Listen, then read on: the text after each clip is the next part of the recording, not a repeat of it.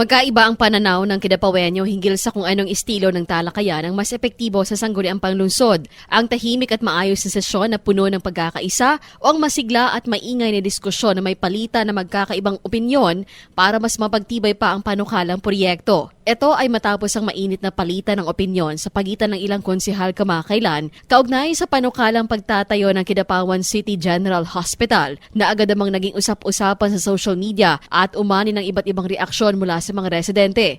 Ayon sa kanila, mahalaga ang bukas na talakayan sa konseho upang masuri ng mabuti ang mga panukala at matukoy ang mga posibleng problema bago ito ipatupad. Giit nila, hindi masama ang pagkakaiba ng pananaw kung ang layunin ay para sa kapakanan ng publiko. Subalit ayon naman sa ibang Kidapawenyo, mas nararapat na mahinahon at propesyonal na talakayan, lalo na kung proyekto para sa kaunlaran ang pinag-uusapan. Sabi nila, ang pagkakaisa at maayos sa komunikasyon sa konseho ay susi upang maging mabilis at magtagumpay ang implementasyon ng mga programa sa lungsod. Umaasa ang mga mamamayan na magpapatuloy pa ang produktibong diskusyon sa konseho.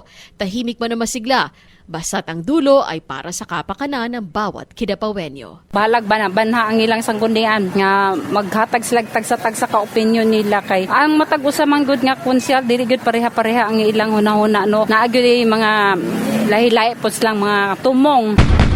Mas nindot man na siya pod nga naapoy musupa kay naagad siya mo correct. Meron talaga yung sabi na sa Bisaya na magtuki. Tuki-tuki yun ang dapat gawin. At the end, talaga tingnan ang kapakinanan ng mga tao. Kailangan talagang magkasundo sila. Cherry May Exim Tapia, NDBC Bida Balita.